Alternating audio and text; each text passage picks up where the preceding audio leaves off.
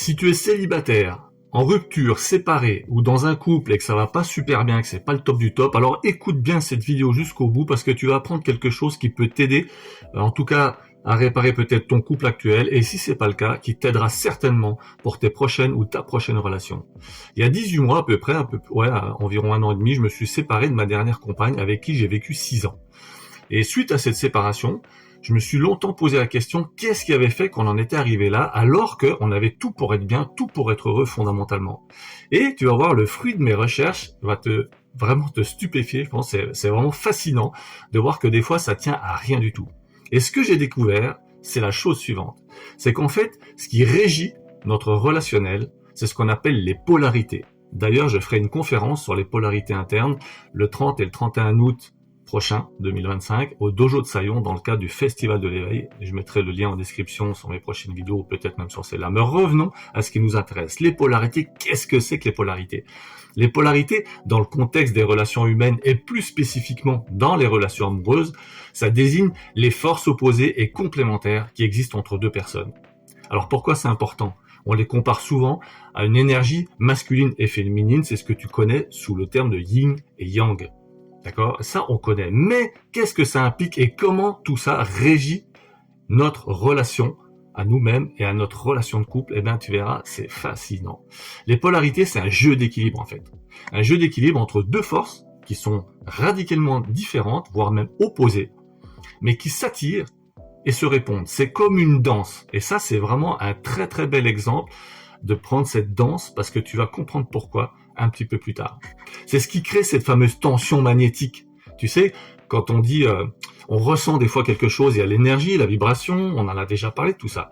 Mais ce qui procure cette énergie et cette vibration, et ce qui va générer cette attirance magnétique, c'est dû à nos polarités internes, à la part de yin et à la part de yang qu'on a entre nous. Pourquoi? Parce que, en fait, la part de yin et de yang, c'est ce qui va permettre à cette danse de se donner et de recevoir aussi. Et c'est la différence entre le contenir et puis se laisser traverser par la vie. Et ces deux polarités, elles sont symboliques. Pourquoi? Parce que d'une part, tu as le yang, donc l'énergie masculine qui représente la direction, la structure, l'ancrage, la prise d'initiative, la protection, tout ce qui est stabilité, logique, concentration. Symboliquement, on appelle ça le contenant.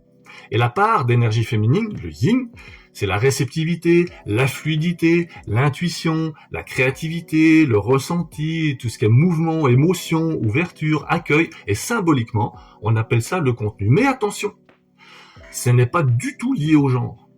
Ça veut dire qu'un homme peut incarner du yin et une femme peut incarner du yang et l'inverse. Et d'ailleurs, on a chacun les deux polarités en nous.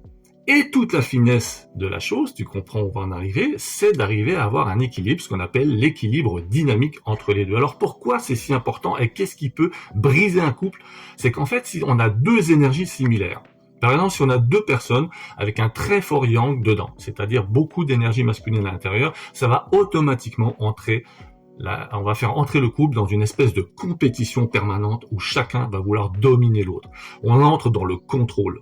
Il y a deux énergies comme ça qui se fight, c'est une énergie de contrôle. Et si c'est l'inverse, qu'on a trop d'énergie féminine, trop de yin, alors à ce moment-là, on peut flotter et ne pas avoir de direction parce qu'on est trop dans l'émotionnel, dans la sensibilité, et en fait, on dirige rien. Donc l'alchimie, elle se crée quand on a quand on a une polarité forte et assumée. Ça veut dire que l'un est dans une énergie de contenant et l'autre dans une énergie de contenu, donc dans une fluidité. Et ça s'inverse. Et c'est ça, quand on parle de danse, c'est ça. L'idée, c'est vraiment d'arriver dans une danse où, il y a par exemple, si on prend des exemples dans la vie quotidienne, ça représente quoi? C'est s'il y a une des deux personnes qui dit écoute, aujourd'hui, moi, j'aimerais bien qu'on fasse telle chose. Et puis l'autre, elle dit, j'ai confiance, allons-y. Ça, c'est ce qu'on appelle un équilibre des polarités générales. Donc la personne se repose sur l'autre parce qu'elle a confiance, elle l'aime, etc.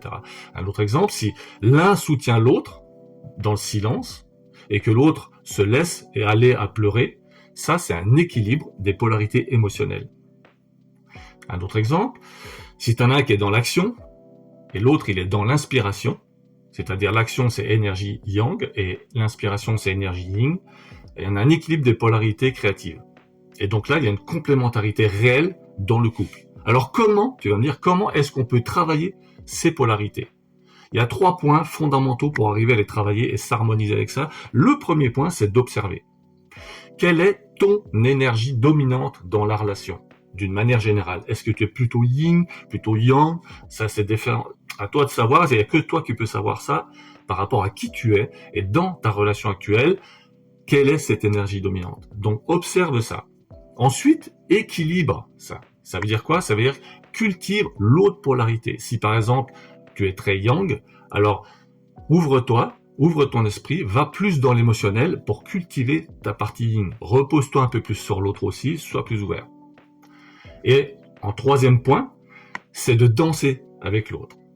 Si on en revient là-dessus, danser, c'est quoi? Ça veut dire qu'à un moment donné, il y en a un qui va mener le couple à certains moments, pendant que toi, tu t'abandonnes, et puis après, t'inverses. Vous inversez dans le couple. C'est toi qui vas mener, et l'autre s'abandonne, et vice-versa. Et vous jonglez comme ça, vous changez comme ça. Parce que, en fait, les polarités, c'est l'art d'aimer dans la complémentarité. Si tu veux, quand deux énergies différentes se reconnaissent, s'accueillent et se subliment, alors à ce moment-là, on est dans un équilibre parfait. Et tout ça, ça puise ses racines dans le taoïsme, le tantra, l'alchimie, tout ça, je le développerai lors de cette conférence. Je te donne un petit aperçu qui va t'aider aujourd'hui à pouvoir aller dans ce sens-là. Maintenant, ce qu'il faut comprendre, c'est pourquoi moi j'en suis arrivé là, pourquoi des tas de couples, et statistiquement, en faisant ces recherches, je me suis rendu compte que la grande majorité des couples qui explosent, c'est dû à un désalignement de ces polarités internes. C'est fascinant quand même. Et au-delà même de l'amour, c'est le fait d'être déséquilibré dans cette danse à l'intérieur du couple qui fait que, en fait, le couple est split. Et c'est normal, puisque quand on voit que la polarité masculine, le yang par exemple, c'est tout ce qui touche la direction. Donc comme on l'a dit, c'est le donner, contient, sa structure, c'est une présence stable, ça amène cette sécurité, c'est enraciné, c'est objectif, lucide, orienté sur le résultat, tu recherches la paix, le vide, le silence, etc. Tu mènes en fait les choses. Et en fait, on pourrait dire, je suis là, je te tiens, tu peux t'abandonner. Et la polarité féminine, le yin, c'est la danse. Elle reçoit, elle inspire, elle ressent. C'est une énergie fluide, une énergie changeante, vivante, émotionnelle, intuitive, cyclique. Ça cherche l'intensité, la beauté, le mouvement, se laisser traverser, se laisser ressentir profondément les choses. C'est la sensualité, l'ouverture, l'expression. C'est je ressens tout, j'explore, je me laisse traverser par la vie. C'est pour ça qu'on a les deux en nous et qu'on doit cultiver les deux. Et c'est pour ça que les polarités et l'attraction sexuelle, c'est très important, parce que l'attraction magnétique, elle naît souvent d'un contraste des polarités. Et plus le masculin est ancré, plus le féminin peut s'ouvrir. Et plus le féminin s'abandonne, plus le masculin se sent appelé à contenir. Donc quand deux personnes assument pleinement leur polarité opposée, l'énergie circule puissamment. Et là, on a un couple qui est vraiment magnifique. Et il n'y a rien de rigide. Deux féminins peuvent s'aimer profondément, mais il y aura moins de tension érotique. Dans un couple, les polarités peuvent switcher. Un jour, l'un mène, un autre jour, c'est l'autre qui va mener. Un jour, on se laisse guider, un autre jour, c'est l'autre qui se laisse guider. Et c'est vachement sympa, parce qu'en même temps, ça crée comme un jeu. Et ça permet de créer une espèce de diversité dans le couple. Donc voilà, et pour finir, juste la problématique qui est liée à ça et qui crée ces déséquilibres, c'est que deux énergies masculines, ensemble, elles vont avoir une lutte de pouvoir, de contrôle et de rigidité. Deux énergies féminines, il va y avoir un flou, comme on l'a dit, un manque de direction, une sensibilité accrue et trop à fleur de peau, trop d'émotionnel.